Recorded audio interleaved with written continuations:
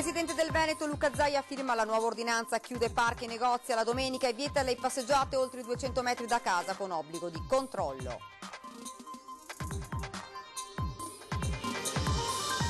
A Santa Maria di Sala, dipendente di banca positiva al coronavirus, da oggi filiale chiusa, già partite dall'azienda sanitaria le verifiche sui clienti dell'istituto di credito. Brugnaro ha preso la situazione sotto gamba, così la Lega veneziana che striglia il sindaco. Venezia ne uscirà se seguirà le indicazioni della regione, dice Tomaello. A Chioggia il sindaco Alessandro Ferro vieta l'accesso ai litorali di Sottomarina e Isola Verde e la circolazione su tutte le piste ciclopedonali del suo comune. Troppa gente in giro, il sindaco si arrabbia e chiama i vigili. È accaduto oggi a Spinea, dove il primo cittadino si infuria e chiama i suoi agenti. Operaio rimane ucciso dal muletto mentre stava caricando della merce nel magazzino alimentare. La tragedia sul lavoro questa mattina a Campolongo Maggiore. Sta chiamando a raccolta molti imprenditori del territorio l'appello lanciato ieri per i medici e infermieri dei reparti Covid-19 che hanno bisogno di una semplice bottiglietta d'acqua. Buonasera e ben ritrovati dalla redazione di Venezia. Dunque questi titoli, ma in primo piano ancora il consueto bollettino delle persone contagiate in continuo numero, in continuo aumento.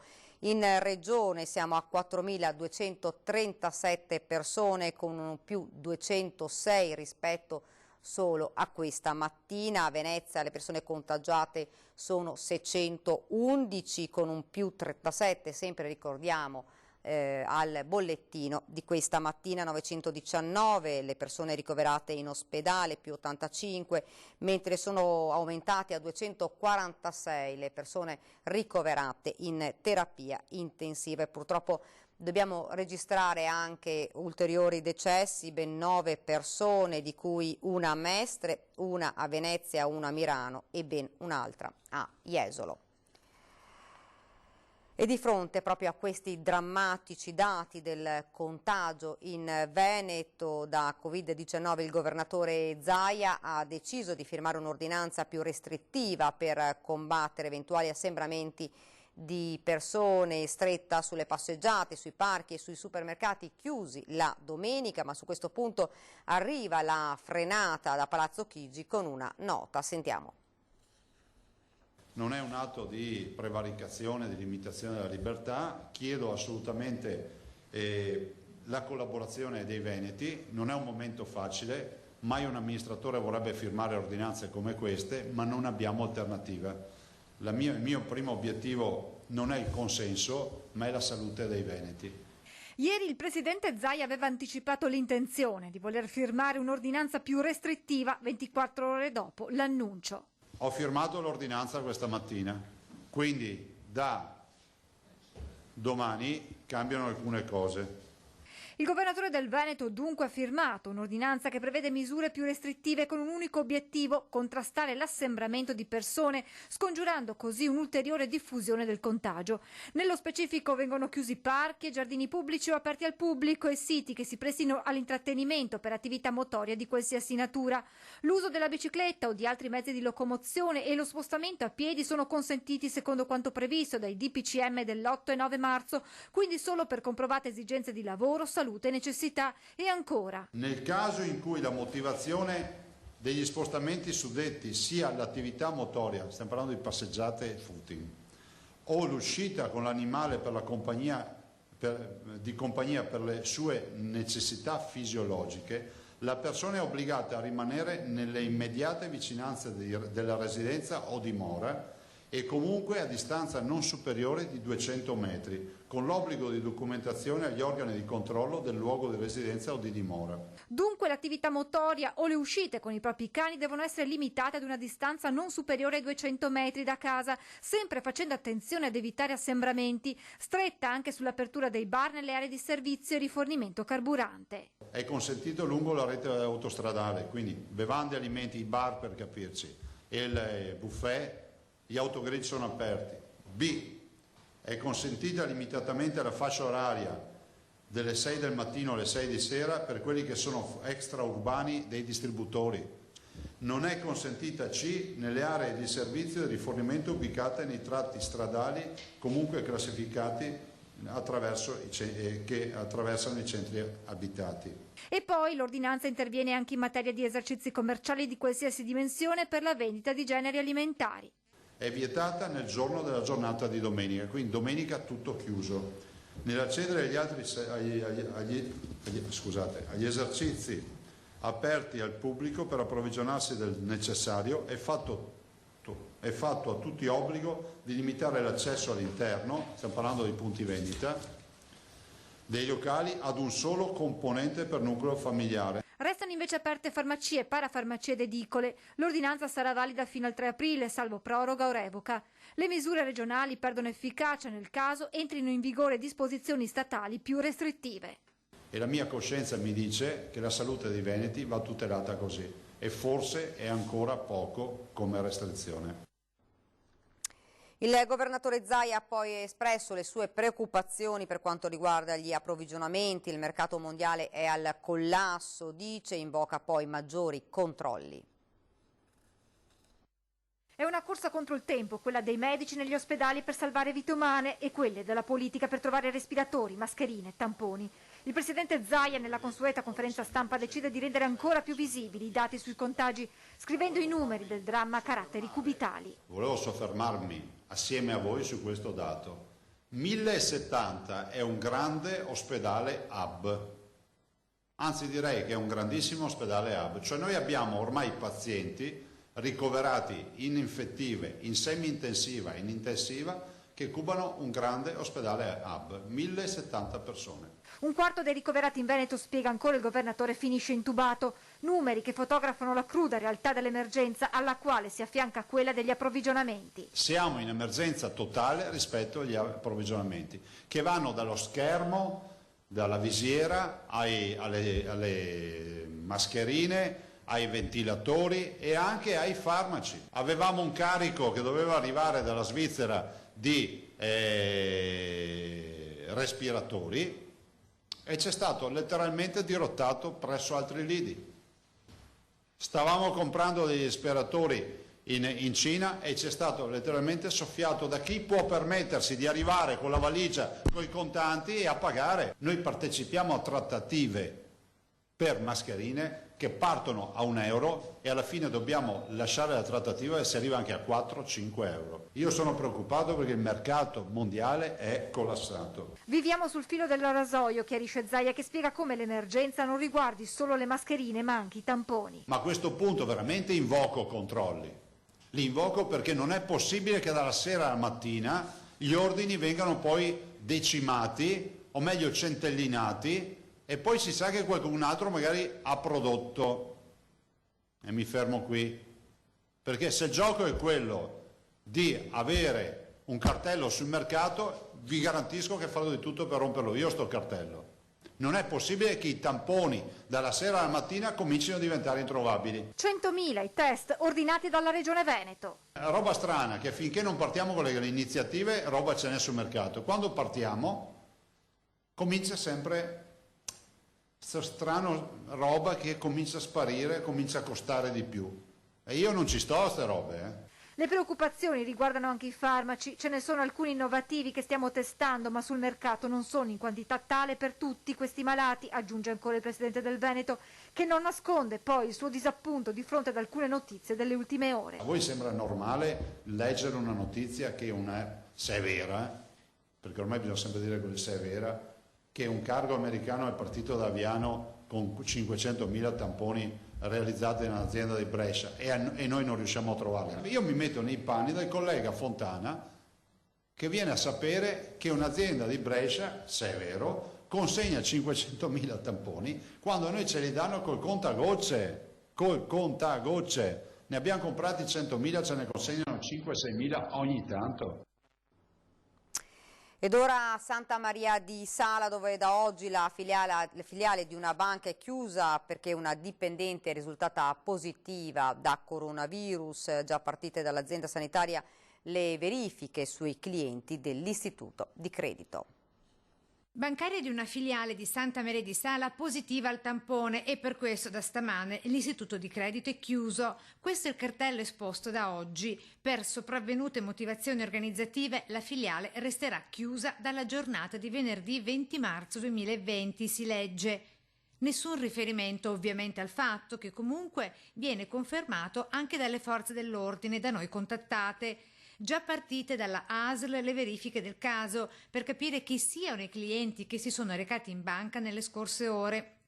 Episodi di positività al virus erano già stati registrati anche dal personale delle filiali della stessa banca a Camponogara e prima a Portogruaro, con la ovvia conseguenza, filiali chiuse anche lì. I bancari, non soltanto di questo istituto di credito, lamentano di come la gente si rechi allo sportello anche 2 volte al giorno per prelevare appena pochi euro o per caricare la prepagata o per pagare le cambiali, altrimenti vanno in protesto. Insomma, ogni scusa pur di uscire da casa. Dall'emergenza alcuni sportelli, sebbene ancora aperti, lavorano a porte chiuse con alcune operazioni, anche quelle di cassa, solo previo appuntamento.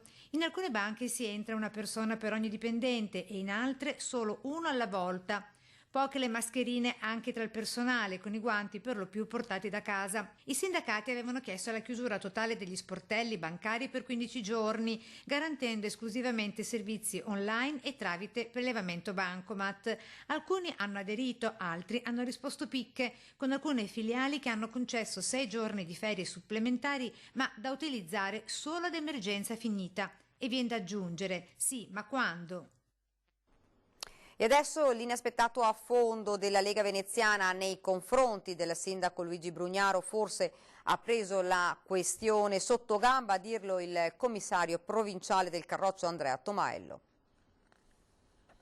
Non crediamo noi che il sindaco abbia abbandonato la città, non crediamo che i cittadini si sentano abbandonati, probabilmente ha solo inizialmente preso la questione un po' sotto gamba, ma io sono sicuro che lui è sul pezzo, che sta seguendo passo passo tutte le direttive della regione e del governo affinché anche Venezia possa uscirne nel migliore dei modi. Parole del numero 1 della Lega Veneziana, nessuna polemica, certo è che l'eco del suo giudizio rimbomba come non mai tra le vuote piazze e campi della città, facendo capire come la comunità veneziana in questo più che delicato momento senta particolarmente la mancanza del suo condottiero, il sindaco.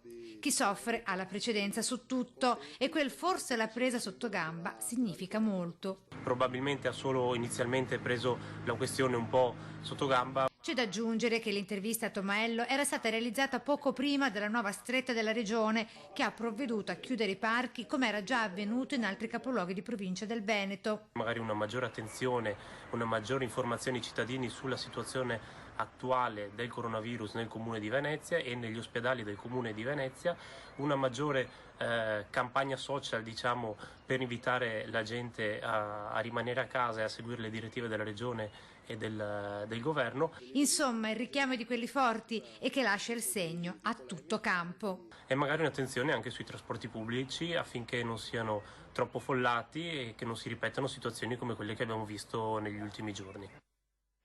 Ci spostiamo ora a Chioggia, dove il sindaco Alessandro Ferro ha firmato un'ordinanza valida fino al 3 aprile per evitare assembramenti e agevolare i controlli della polizia. L'ordinanza è vieta l'accesso ai litorali di Sottomarina e Isola Verde e alla diga di Chioggia Sud, tranne che per giustificate esigenze lavorative. Vieta la circolazione e lo stanziamento dei pedoni su tutte le piste ciclopedonali, compreso il circuito ciclopedonale del Lusenzo. Dispone la chiusura al pubblico dei cimiteri cittadini, dove verrà comunque assicurato il servizio di ricevimento, inumazione e tumulazione dei feretri alla sola presenza dei parenti stretti. Ancora troppa gente in giro anche a Spinea e il sindaco perde la pazienza. Adesso basta. Non ci sono passeggiate. Le volete fare le passeggiate o le volete fare in corsia all'ospedale? Questo è il tema. È inutile che chiedete per quanto continuerà, così continuerà all'infinito. È amareggiata il sindaco di Spinea, Martina Vesnaver, l'aver superato le regioni più colpite della Cina per incidenza del coronavirus in percentuale sulla popolazione. A Spinea, come in altre zone del Veneto, evidentemente non è bastato a responsabilizzare tutti coloro che continuano a rimanere sordi ai continui appelli a rimanere a casa, a muoversi solo in caso di stretta necessità. Lo scenario che ha visto Martina Vesnaver uscendo dal municipio è stata la goccia che ha fatto traboccare il vaso. Guardate dietro le mie spalle, queste sono le poste e adesso anche si è mitigata un po' la situazione perché qualcuno è andato via e sono comodamente in passeggiata. Tutte le scadenze sono state prorogate. Io adesso vorrei andare a uno, salvo la privacy delle signore e dei signori qui presenti, a chiedere cosa hanno da fare. I bollettini, tutti i pagamenti sono posticipati.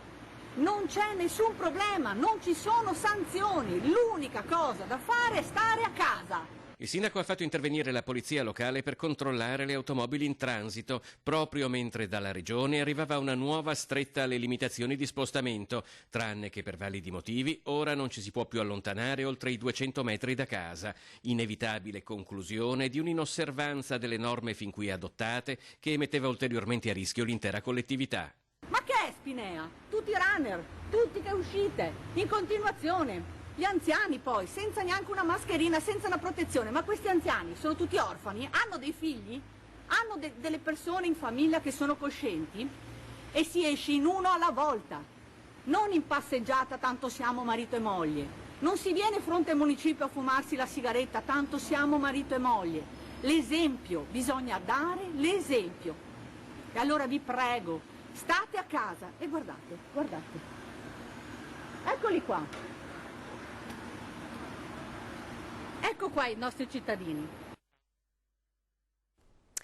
E continuano gli arrivi dei pazienti Covid-19 nel reparto di malattie infettive al terzo piano dell'ospedale Villa Salus San Mestre, con i 5 trasferiti oggi dall'ospedale all'Angelo. Le persone ricoverate salgono a 15, le condizioni di 10 pazienti accolti tra ieri e l'altro ieri sono stabili. Il direttore vicario Mario Bassano ha annunciato la costituzione di una unità di crisi dove ogni giorno i sanitari monitorano la situazione, discutono eventuali problemi e particolari esigenze. In queste ore inoltre si sta ragionando su una riorganizzazione del lavoro, ha spiegato la direttrice sanitaria Isabella Lante, per alleggerire i carichi di lavoro di medici, infermieri e operatori socio-sanitari.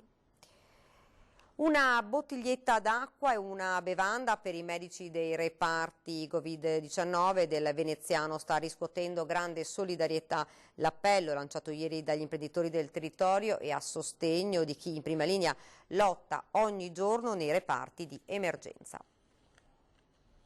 L'invito che abbiamo rivolto a tutti gli esercenti della piccola e grande distribuzione per rifornire di acqua e bevande il personale che lavora nei reparti Covid positivi, ma in tutti gli ospedali di tutta la nostra provincia, ha avuto un successo clamoroso e già da questa mattina mi stanno telefonando, mi stanno tempestando di telefonate per sapere come poter fare per distribuire, per portare questo materiale negli ospedali. Un messaggio semplice ma intenso e al tempo stesso carico di coesione solidale è quella degli imprenditori del territorio che stanno rispondendo a gran voce alla richiesta del personale ospedaliero impegnato in prima linea sul fronte dell'emergenza pandemica. Medici, infermieri, operatori sociosanitari che dai reparti Covid-19 non riescono a muoversi nemmeno per prendere una giustificabile bottiglietta d'acqua o bevanda che sia. Nelle scorse ore la richiesta proprio dei nostri telegiornali e adesso la notizia di come l'appello sia stato raccolto, come riporta il referente Will della sanità veneziana. Sono piccoli grandi gesti di solidarietà che però in questa fase hanno un significato enorme, soprattutto per chi lavora in questi contesti ospedalieri in condizioni davvero critiche, credetemi. Perché quando il cuore batte non si vede ma si sente in guizzi inaspettati, momento per momento, dove il male paradossalmente offre anche una seconda storia fatta di comprensione e di trasformazione nella pienezza del tempo. Io credo e spero di fare la mia parte come organizzazione sindacale, ma credo anche che con il contributo di tutti verremo fuori da questa situazione. Ciao a tutti. Con la soppressione di diversi treni è diventato più difficile raggiungere il posto di lavoro anche per i pendolari impiegati nella sanità, come ci racconta una telespettatrice. Siamo tutti nella stessa situazione, a casa non si può stare.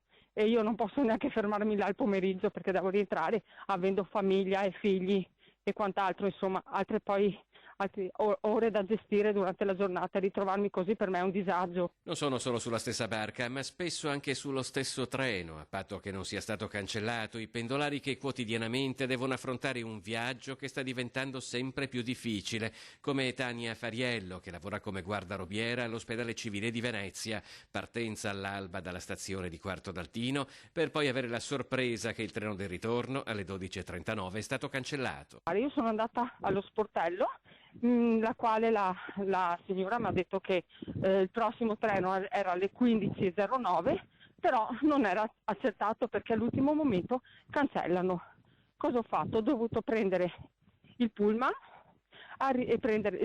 pagare ancora 3,50 € per la corsa, arrivare a Porte Grandi perché solo là arriva, e adesso sto rientrando a piedi verso Quarto d'Altino, che saranno 7 chilometri. Come lei, tanti altri, ci racconta che contribuiscono a mandare avanti la sanità in questo difficile momento, vivono nell'incertezza dei trasporti pubblici. Dobbiamo vedere se ci sono i treni, perché altrimenti io devo rivedere un attimo l'orario e se ci sono i pullman e rifarmi un altro abbonamento, perché ho già pagato questo di questo mese.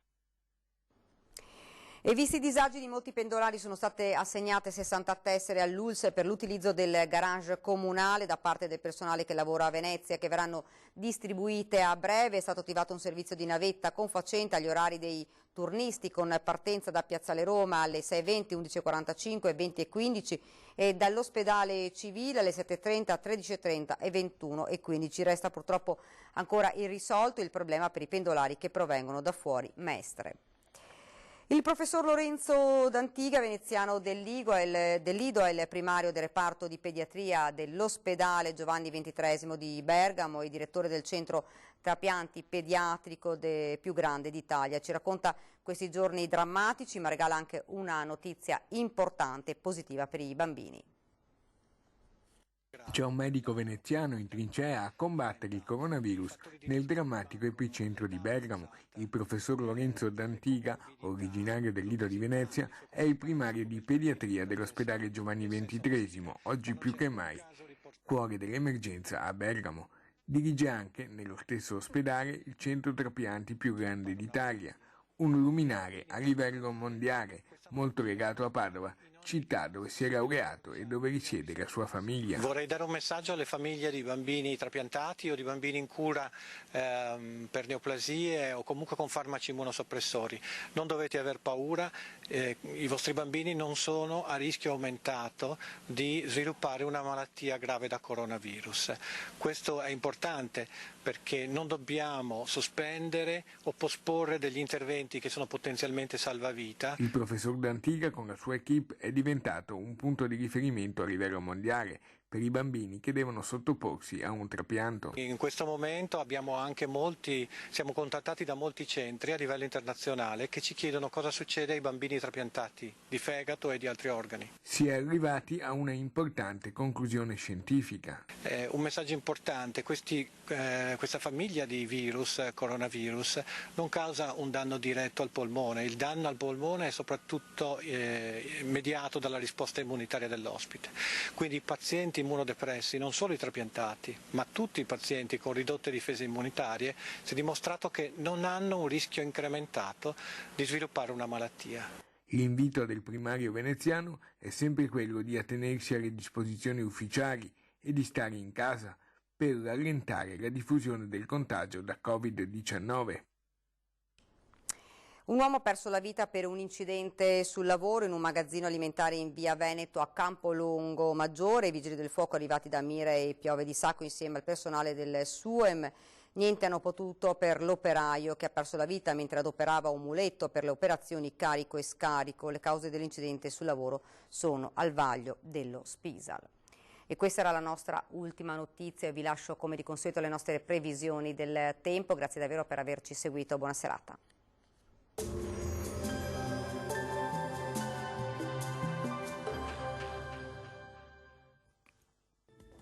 Bentrovati al meteo. L'anticiclone comincia a cedere. Sabato 21 marzo i primi segnali di un cambiamento del tempo e dell'irruzione fredda che si concretizzerà nei prossimi giorni.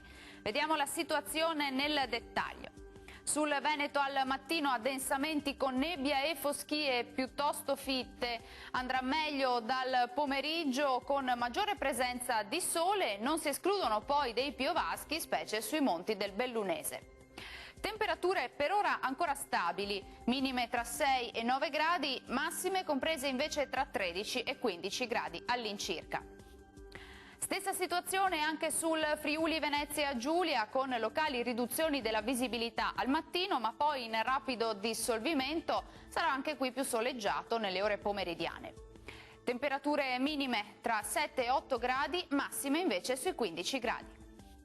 Uno sguardo infine al Trentino Alto Adige, anche qui sole prevalente, salvo per locali rovesci sui settori alpini di confine. Temperature minime tra 6 e 7 gradi, massime invece tra 18 e 19 all'incirca. Dal meteo di Antenna 3 per ora è tutto, grazie per l'attenzione e arrivederci.